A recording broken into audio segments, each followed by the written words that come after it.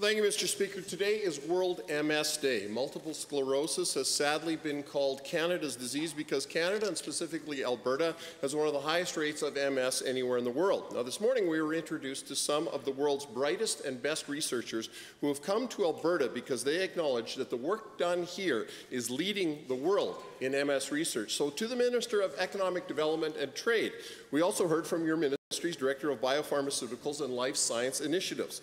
On World MS Day, would the minister outline what MS initiatives are being conducted by his department, their costs, and what results they have achieved? The Honourable Deputy Premier. Thank you very much, Mr. Speaker, and to the member for the question. Certainly, this is a very tragic situation, and the member is absolutely right.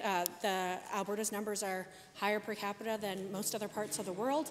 This is a disease that impacts women often more than men, and younger often rather than older. But anyone can get MS at any age, Mr. Speaker, and certainly the impacts are devastating. I'm so proud of the fact that we have some of the best research and the best opportunities to address and find a cure for MS. And one of the youth I met said MS is his generation's polio. First supplemental. Well, Mr. Speaker, given that once diagnosed, MS is a chronic lifelong condition, and given that research conducted here in Alberta has shown that the drug minocycline provides very promising results for the treatment of early-stage MS patients, and given that minocycline costs about $600 per year, while other MS medications typically cost between $20,000 and $40,000 per year to the Health Minister, minocycline is not approved by Health Canada for the treatment of MS. What efforts are you making to change that situation to benefit the thousands of Albertans who live with this disease? Deputy Premier. Thank you, Mr. Speaker, and thank you to the member as well as the many Albertans who are engaging in advocacy on this very issue. We do respect Health Canada's role in identifying drugs becoming on label or not being on label, as well as the Pan-Canadian Pharmaceutical Alliance and the work they do around drug purchasing and access, Mr. Speaker. We'll continue to make sure that the committees have the appropriate information, and we will continue to be advocates for a fair process so that we can get the best outcome.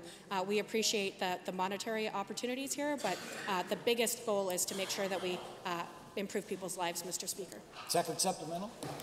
Well, Mr. Speaker, on that subject, given the advancements in Canadian MS research have increased the number of medications for treatment of this disease from 1 to 14, and given that different MS medications will have different clinical responses in different patients, and given that one such medication, Capoxone, was approved by Health Canada in 2016, but is still not included in Alberta drug formulary to the minister. The Alberta Health website still lists Capoxone as requiring special authorization. What is the reason for the delay in its full approval, and when might patients who could benefit from this drug anticipate that happening? Minister. Thank you, Mr. Speaker, and again to the member for the important question. Again to the MS Society and everyone who's advocating for increased treatment opportunities, all of the physicians, family members, and patients who are continuing to do work on this. We honor them and their work while we all work together to find a cure.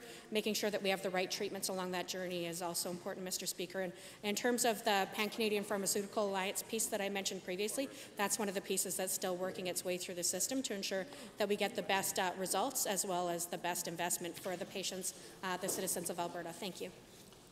Cypress Medicine.